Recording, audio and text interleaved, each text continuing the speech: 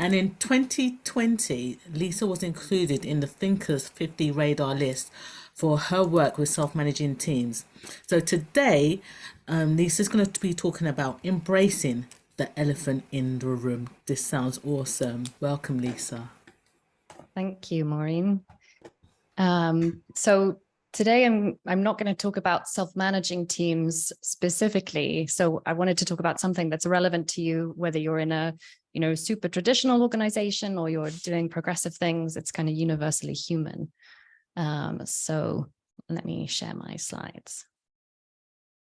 So I want to talk about embracing the elephant in the room. So to start with, here's a term that I'm sure all of you have probably seen before: psychological safety. And I want to talk about it because I think that there's a common misconception when it comes to psychological safety. So I think many of us now understand that creating organizations where there's a climate of psychological safety is really beneficial. If we want innovation, if we want people to bring their whole selves and address all of the complex challenges that we have, then creating an environment where people can learn and contribute and make mistakes without fear of being punished is super important. But I want to talk about what it is and what it isn't. So here is a kind of classic stock photo of kind of high-fiving team. My screen's lagging a bit. There we go. A stock photo of people smiling and high-fiving and all of that stuff that you're probably used to when you look at stock photos. Would you say that this workplace is psychologically safe? It's a bit of a trick question because, of course, we can't really know. But I think sometimes when we think of psychological safety, we think of this. We think of the stock image of people high-fiving and smiling and, all of that stuff. But there's something more beyond that I think is really important. And one way of putting this kind of common misconception that I come across is that psychological safety equals psychological comfort. So people kind of misunderstand that if we want to create, safety and all of the good things that psychological safety brings, it should feel comfortable and cozy and people should be happy all the time and that kind of thing. But that's just a small piece of it. And there's this really great blog that I share a lot by a guy called Shane Snow. And he talks about how if you look at these top two boxes here in this 4-box model, if we have a climate and an atmosphere where there's high safety but low discomfort, in other words, people are kind of in this comfort zone, he says that's how people go nowhere. So in other words, if it's too comfy, then people don't progress, they don't develop, they don't get challenged, and you're kind of limiting the potential of your teams. So if we really want people to grow and progress, and we want to kind of unleash the full potential of our organizations, then there's this sort of strange paradox where it's a combination of safety and discomfort, which sort of makes sense because if you think about anything that you learn in your personal life, whether it's a new language or an instrument or a sport, it's hard work, right? It's difficult. There are times where there's that kind of grown zone. And when we grow up from, child to teenager, people talk about growth pains. So I want to talk about this a little bit more. And I want to ask you, so in summary, safety plus discomfort equals development. I'm going to come back to that later as well. So I want to ask you this question. Do you have a tendency to put the lid on things or be a positive stinker? So let me explain what I mean by that. So a positive stinker is, if I paint a scenario, so let's imagine that I'm coming into a team meeting and Alan and Henry and Maureen are there and everyone looks really worried. There's kind of low energy. There's like a tension in the air. People are quiet. And I ask, what's up? And people share that they're really worried about this project that's coming up and not sure if they're going to make the deadline. So a positive stinker would be me with good intentions, like a skunk, kind of stinking up the room with positivity and trying to add on top of that. I might say things like, come on, team, let's buck up, be a bit more positive or optimistic. You can do this. Come on, I believe in you. And it's not that that's bad or wrong. But what happens when I do that is it's me kind of putting a lid on what's happening in the team. I'm trying to sort of change it or add something else to what's there. And when I do that, when I put a lid on those sort of negative emotions, you could say, I'm also sadly putting a lid on those people feeling safe to express how they actually feel or to share their concerns or worries. I'm putting a lid on their potential, because next time, they feel like that, which is natural and human, we're always going to be faced with challenges. They might feel like, it's not okay to be negative or to be struggling. We have to sort of put on a mask or a brave face. So I don't know if you relate to this. I definitely am guilty of being a positive stinker from time to time, especially when it's people you really care about, because you want to help and you want to fix it. You want to make things better, but it can have this kind of negative knock-on effect. So I want to do a bit of a mini self-assessment here. So I've got, my screen keeps lagging. I've created like a little Menti poll. So I don't know if you've used Menti before, but there's a couple options here. So you can go to menti.com and use this code 61845043, or you can scan this QR code on your phone and it will take you to a screen. So, and maybe you can let us know in the chat if you're having any problems doing that.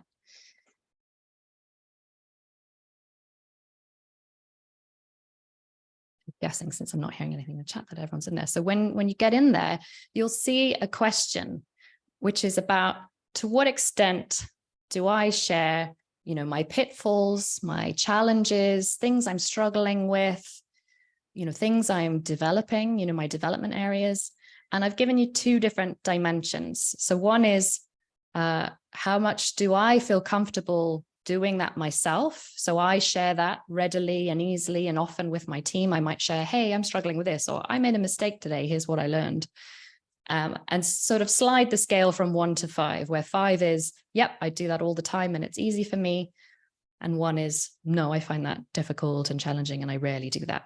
And then the second dimension is your team, your colleagues or your employees, to what extent do they share those things about themselves with you? Do you strongly agree that they do that without hesitation, or maybe you're on the other end of the scale?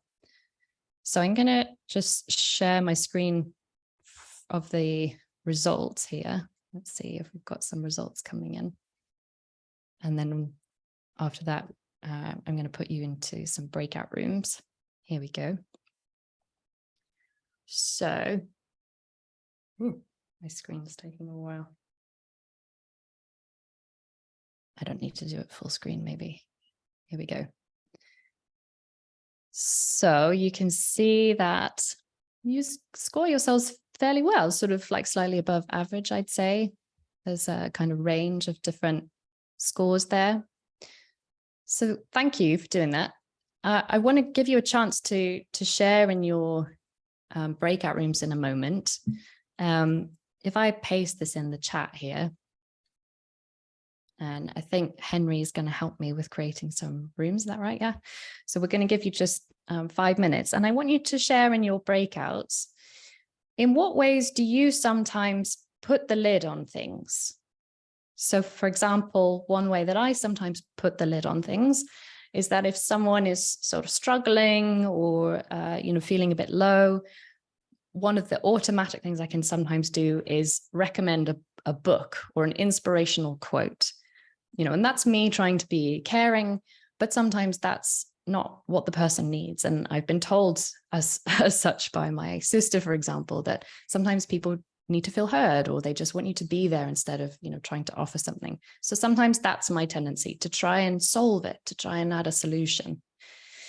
And again, this is, judgment-free. It's to be self-compassionate, that we all do this as human beings. So share with each other just briefly, in what ways do you sometimes put the lid on things?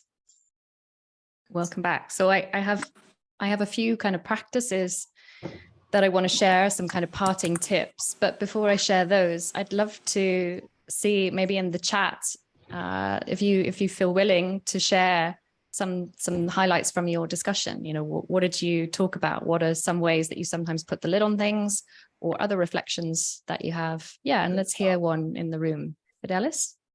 Oh, yeah. Thank you very much for for presenting this framework. I'm familiar with Amy's work in terms of psychological systems. But in my research, what actually I came across and have questions about within the PhD framework is I'm kind of like struggling to understand at which point psychological safety will be aided on the basis of meta-reality of people, because we, from the critical realism dimension, we tend to think that it's very difficult to pin, to get meta-reality of people, especially if they are in a group. Because of the group dimension, it's very difficult to pin them. But what you do get in the extent is what we call demi-reality. So demi-reality is more like adding a stimulation, like if you are doing chemistry or you add dilution to get a particular result. So human beings tends to present similarity in the same way. So in our group, what we were discussing was more like in a group, how do you navigate? Some people are introvert, others are extrovert. So things like that will put us to put a lead on some things. So that's what we were thinking about. Yeah. Thank you for sharing that.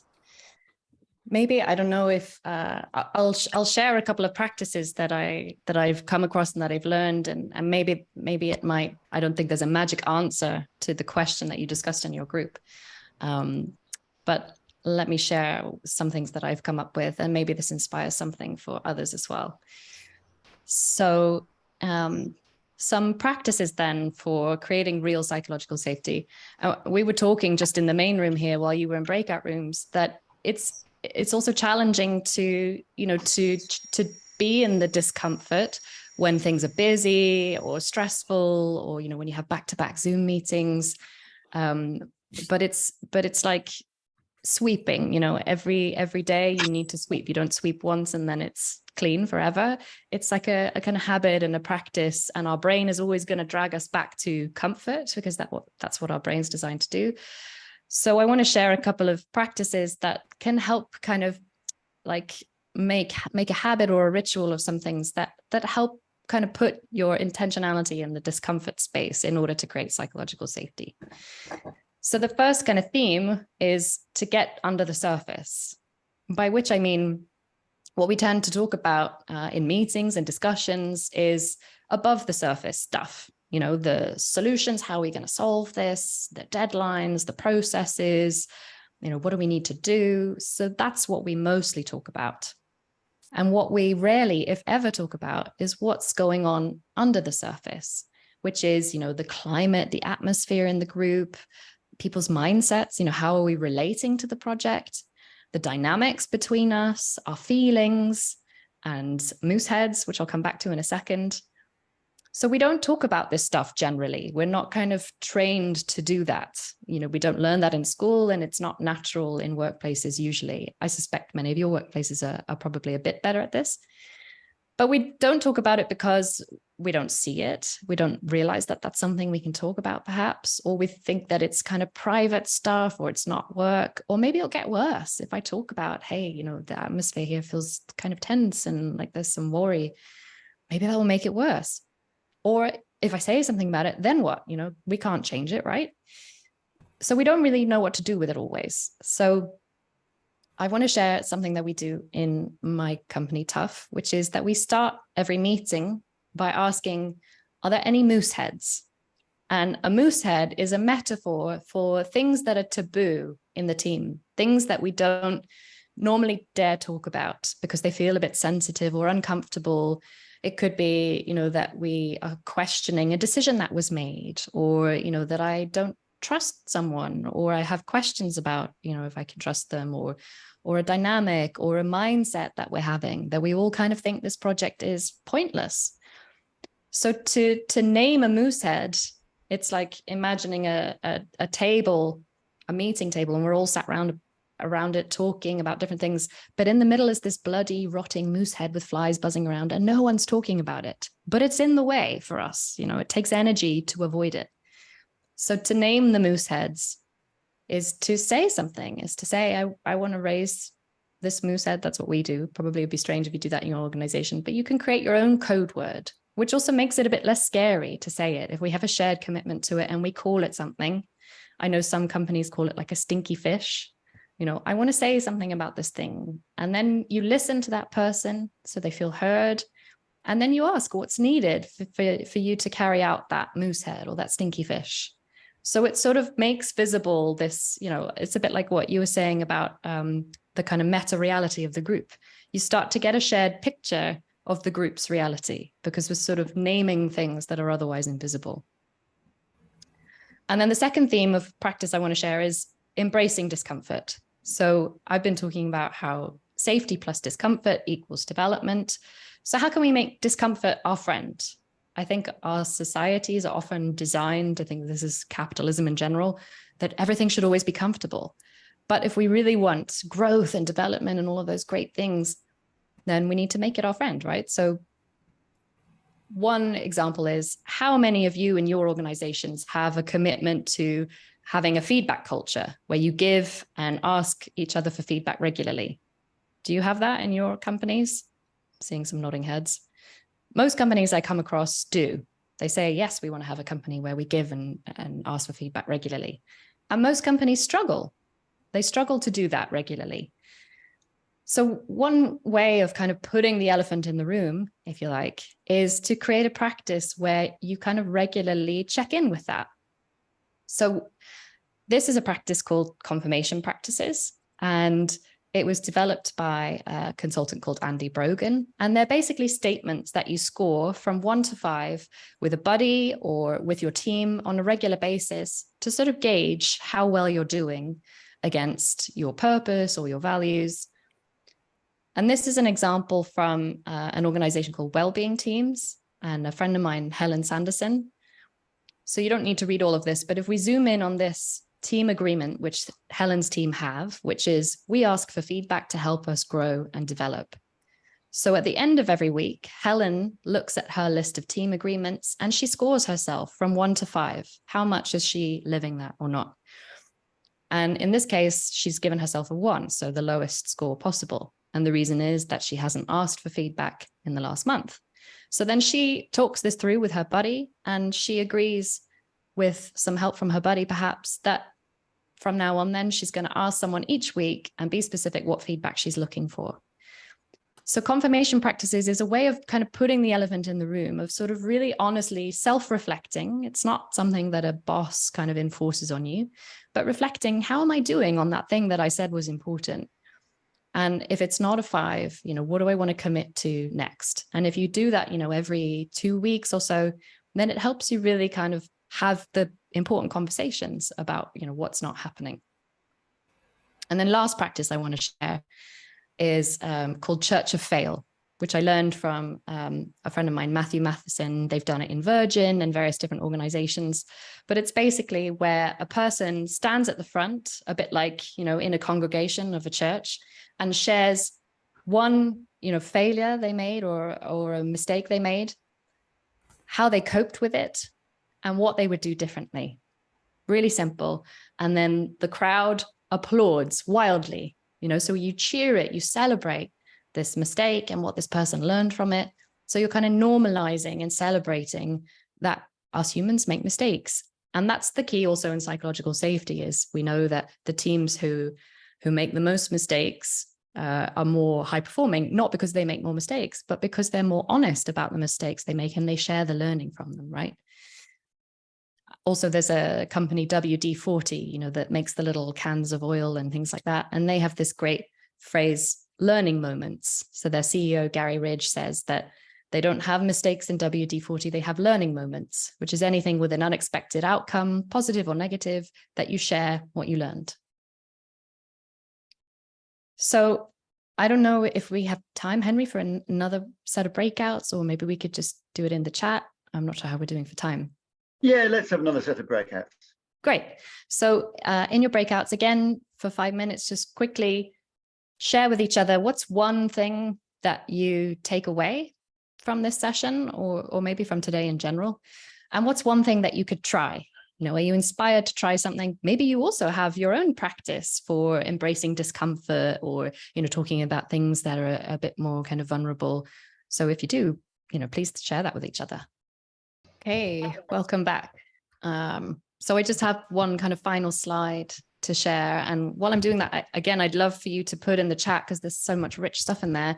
If you want to share something that came out of your breakout room discussion, an idea or something you're going to try, please do put it in the chat. And then just very briefly, I'm going to kind of summarize a few kind of parting tips. So you can think about, us human beings as always having this iceberg, right? So I might express what's above the surface, my opinions, my questions, my thoughts.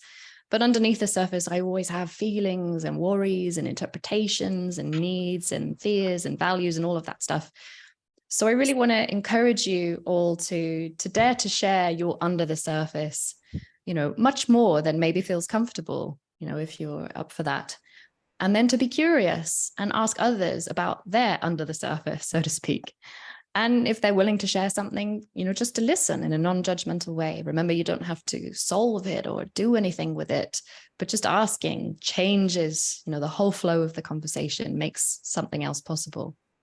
And then finally, I hope you've been inspired by this session and by your discussions, maybe to try out something, a ritual, a habit, a practice that might make it a little bit easier or more normalized to embrace discomfort, to put the elephant in the room, to take interpersonal risks.